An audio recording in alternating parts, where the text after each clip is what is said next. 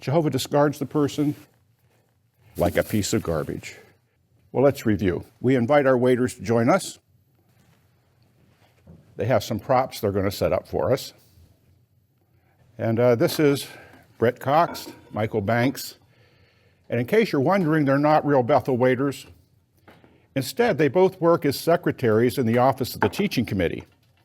But we've impressed them into service today. Thank you, Brett and Michael. And in case you were thinking it, this is not a Watchtower cooking show. Instead, we prepared a visual review of the material we just discussed about grieving God's Holy Spirit.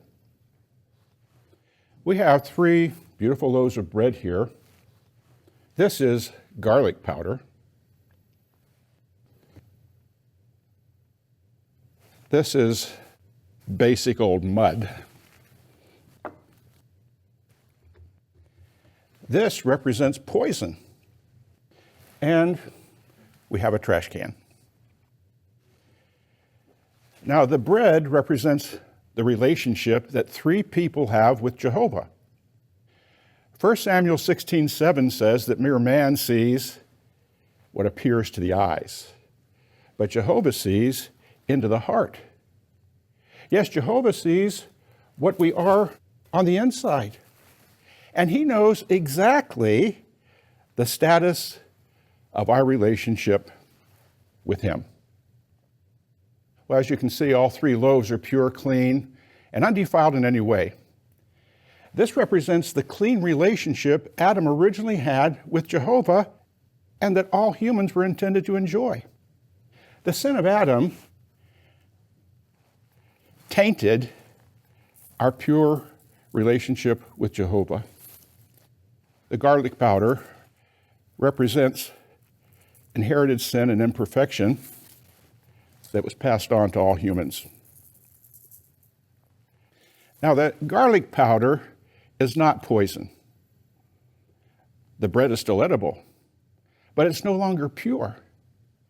In a similar way, though we're tainted with sin, Jehovah does not discard imperfect humans. He still allows us to have a relationship with him based on Jesus' sacrifice. Well, let's review our material. First, sinning against the Spirit.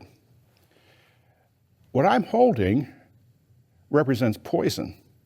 And when the Pharisees denied an outright manifestation of the Holy Spirit, it was as if they rejected Jehovah himself. Their actions were like pouring poison on the bread. It totally saturates the bread. This bread is ruined. When Jehovah determines that someone has sinned against the Spirit, there's no forgiveness possible. That one's relationship with Jehovah has been forever ruined. Jehovah discards the person like a piece of garbage, just like Judas, the son of destruction. Well, second, let's review what serious or gross sin generally refers to. If we dropped the bread into the mud, it becomes soiled. Serious sin is when we break one of Jehovah's moral laws, like the sins listed at 1 Corinthians 6:10. Serious sin muddies or soils our relationship with Jehovah. Well, our first reaction might be, this bread is ruined too, and we reach for the trash can again. Well, it's true that serious sin has sullied our relationship with Jehovah, but is serious sin the same as sinning against the Spirit, fit only for the trash can? No. You see, a person can be repentant over a serious sin. He ceases the wrong conduct, prays for forgiveness, talks to the elders, and follows Jehovah's procedure to become clean again. In effect, the mud is cut away. And to Jehovah, that serious sin of the past is forever gone. He doesn't think about it again. What's left? Unsoiled garlic bread. We still have an imperfection, we're tainted with that, but we again have a good relationship with Jehovah. Now, third, how can we illustrate grieving the Spirit? You remember, grieving the Spirit is drifting away from the lead of the Spirit. You recall Ephesians 4:25 through 29 listed such things as deceitfulness, continued anger, inappropriate speech. So grieving the Spirit is not like the poison of sinning against the Spirit, and it's not necessarily like the mud of serious sin. Grieving the Spirit might be likened to